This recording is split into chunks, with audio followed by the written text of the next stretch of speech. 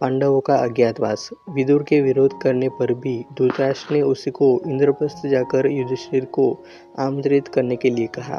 साथ ही यह भी कहा कि वह पांडवों को उनकी योजना के विषय में कुछ न बताए। विदुर उनका संदेश लेकर पांडवों को आमंत्रित कर आए।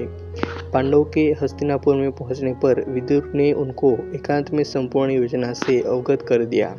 तथापि युधिष्ठिर ने चुनौती स्वीकार कर ली तथा धृत क्रीड़ा में वे व्यक्तिगत समस्त दाव हारने के बाद भाइयों को, स्वयं अपने को तथा अंत में द्रौपदी को भी हार बैठे।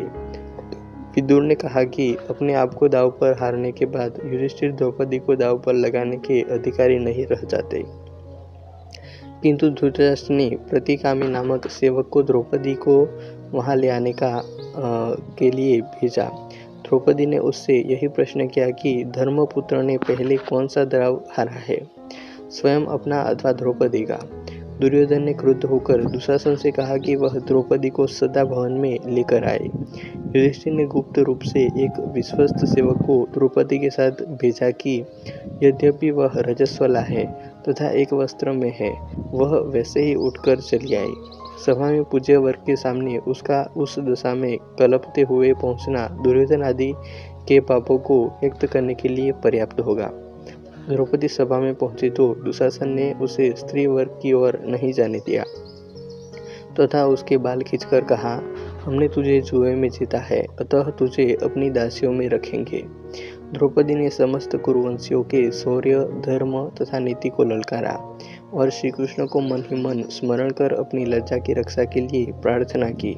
सब मौन रहे, किंतु दुर्योधन के छोटे भाई विकर्ण ने द्रौपदी का पक्ष लेते हुए कहा कि हारा हुआ युधिष्ठिर उसे दाव पर नहीं रख सकता था, किंतु किसी ने उसकी बात नहीं सुनी। दुर्योधन के उकसाने से दुशासन ने द्रौपदी को निर्वस्त्रा करने की चेष्टा की। उधर विलाप करती हुई द्रौपदी ने पांडव की ओर देखा तो भीम ने युधिष्ठिर से कहा कि वह उसके हाथ जला देना चाहता है जिनसे उसने जुआ खेला था। अर्जुन ने उसे शांत किया। भीम ने शपथ ली कि वह दुशासन की छाती का खून पिएगा तथा दुर्योधन की जांघ को अपनी गदा से नष्ट कर डालेगा।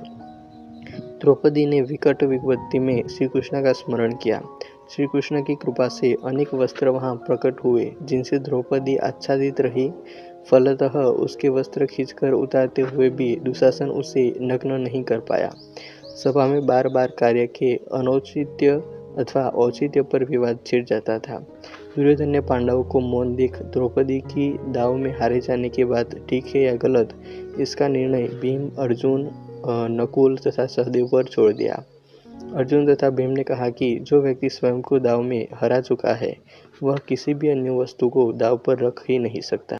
धृतराष्ट्र ने सभा की नब्ज पहचानकर दुर्योधन को फटकारा तथा द्रौपदी से 3 वर मांगने के लिए कहा। द्रौपदी ने पहले वर से युधिष्ठिर की दासभाव से मुक्ति मांगी ताकि भविष्य में उसका पुत्र प्रतिविंध्य दासपुत्र न कहलाए। दूसरे वर से भीम, अर्जुन, नकुल तथा सहदेव की शस्त्रों तथा रथ सहित दासभाव से मुक्ति मांगी।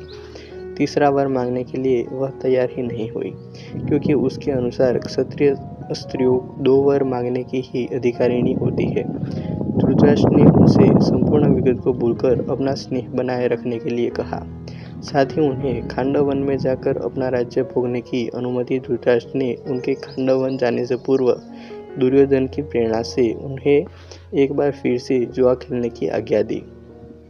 यह तय हुआ कि एक ही दाव रखा जाएगा। पांडव अथवा धृतराष्ट्र पुत्रों में से जो भी हार जाएगा, वे मृगचर्म धारण कर 12 वर्ष वनवास करेंगे और 1 वर्ष अज्ञातवास में रहेंगे। उस 1 वर्ष में यदि उन्हें पहचान लिया गया तो फिर से 12 वर्ष का वनवास भोगना होगा। भीम, विदुर, द्रोण आदि के रोकने पर भी द्रुत क्रीड़ा हुई जिसमें पांडव हार गए। छली शकुनी जीत गया। वन गमन से पूर्व पांडवों ने शपथ ली कि वे समस्त शस्त्रों का नाश करके ही चैन की सांस लेंगे। श्री धौम्य पुरोहित के नेतृत्व में पांडवों ने द्रौपदी के साथ वन के लिए प्रस्थान किया। श्री धौम्य साम मंत्रों का गान करते हुए आगे की ओर बढ़े।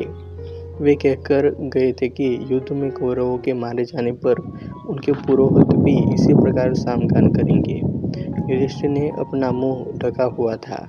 वे अपने क्रुद्ध नेत्रों से देखकर किसी को भस्म नहीं करना चाहते थे। भीम अपने बाहु की ओर देख रहा था, अपने बाहुबल को स्मरण कर रहा था। अर्जुन रेत बिखेरता जा रहा था। ऐसे ही भावी संग्राम में वह बाणों की वर्षा करेगा। सहदेव ने मुंह पर मिट्टी मली हुई थी, दुर्दिन में कोई पहचान न ले। नकुल ने बदन पर मिट्टी मल रखी थी, कोई नारी उसके रूप पर आसक्त न हो। द्रौपदी ने बाल खोले हुए थे, उन्हीं से मुख ढककर विलाप कर रही थी। जिस अन्याय से उसकी वह दशा हुई थी, 14 वर्ष बाद उसके परिणाम स्वरूप शत्रु नारियों को भी वही दशा होगी। वे अपने सगे संबंधियों को तिलांजलि देगी। वनवास के 12वें वर्ष के पूरे होने पर पांडवों ने अब अपने अज्ञातवास के लिए मत्स्य देश के राजा विराट के यहाँ रहने की योजना बनाई। उन्होंने अपना वेश बदला और मत्स्य देश की ओर निकल पड़े। मार्ग के एक भयानक वन में के भीतर के एक स्मशान में उन्होंने अपने अस्त्र शस्त्रों को छुपा कर रख दिया और उनके ऊपर मनुष्य के मृत शवों तथा हड्डियों को रख दिया, जिससे कि भय के कारण कोई वहां न आ पाए। उन्होंने अपने छद्म नाम भी रख लिए, जो थे जय, जयंत, विजय, जयसेन और जयध्वल, किंतु ये नाम केवल मार्ग के लिए थे। मत्स्य देश में वे इन नामों को बदलकर दूसरे नाम रखने वाले थे। राजा विराट के दरबार में पहुंचकर युधिष्ठिर ने कहा, हे राजन, मैं व्याघ्रपाद गोत्र में उत्पन्न हुआ हूँ तथा मेरा नाम कंक है। मैं द्रुत विद्या में निपुण हूँ। आपके पास आपकी सेवा करने की कामना लेकर उपस्थित हुआ हूँ। विराट बोले, कंक, तुम दर्शनीय पुरुष प्रतीत होते हो। मैं तुम्हें पाकर प्रसन्न हूँ, अतएव तुम सम्मानपूर्वक यहाँ रहो। उसके बाद शेष पांडव राजा विराट के दरबार में पहुंचे और बोले, हे राजाधिराज, हम सब पहले राजा युधिष्ठिर के सेवक थे। पांडवों के वनवास हो जाने पर हम आपके दरबार में सेवा के लिए उपस्थित हुए हैं।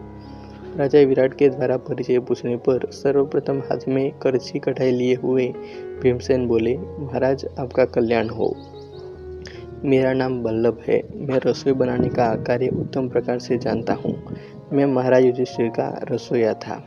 सहदेव ने कहा, महाराज, मेरा नाम तंतीपाल है। मैं गाय बछड़ों के नस्ल पहचानने में निपुण हूँ और मैं महाराज युधिष्ठिर के गौशाला की देखभाल किया करता था। नकुल बोले, हे मत्स्याधिपति, मेरा नाम ग्रांतिक है। मैं अश्व विद्या में निपुण हूँ। राजा युधिष्ठिर के यहाँ मेरा काम उनके अश्वशाला की देखभाल करना था। महाराज विराट ने उन सभी को अपनी सेवा में रख लिया। अंत में उर्वशी के द्वारा दिए गए शापवश नपुंसक बने हाथीदांत की चूड़ियाँ पहने तथा सिर पर चोटी गूंथे हुए अर्जुन बोले, हे मत्स्यराज, मेरा नाम बृहन्नला है। मैं नृत्य संगीत विद्या में निपुण हूँ। चूँकि मैं नपुंसक हूँ, इसलिए महाराज युधिष्ठिर ने मुझे अपने अंतःपुर की कन्याओं को नृत्य और संगीत सिखाने के लिए नियुक्त किया था। बृहन्नला के नृत्य संगीत के प्रदर्शन पर मुग्ध होकर उसकी नपुंसकता की जांच करवाने के पश्चात महाराज विराट ने उसे अपनी पुत्री उत्तरा की नृत्य संगीत की शिक्षा के लिए नियुक्त कर लिया। इधर द्रौपदी राजा विराट की पत्नी सुदेशना के पास जाकर बोली, महारानी, मेरा नाम सेरंद्री है। मैं अपने धर्मराज युधिष्ठिर के महारानी द्रौपदी की दासी का कार्य करती थी, किंतु उनके वनवास चले जाने के कारण मैं कार्य मुक्त हो गई हूँ। अब आपकी सेवा की कामना लेकर आपके पास आई हूँ। सेरंद्री के रूप, गुण तथा सौंदर्य से प्रभावित होकर महारानी सुदेशना ने उसे अपनी मुख्य दासी के रूप में नियुक्त कर लिया। इस प्रकार पांडवों ने मत्स्य देश के महाराज विराट की सेवा में नियुक्त होकर अपने अज्ञातवास का आरंभ किया। कहानी अच्छी लगी हो तो ऐसी ही और कहानियों के लिए वीडियो को लाइक, कमेंट और शेयर कर दीजिएगा और चैनल को सब्सक्राइब नहीं किया हो तो सब्सक्राइब कर लेना। मिलते हैं और एक वीडियो में। जय हिंद, वंदे मातरम।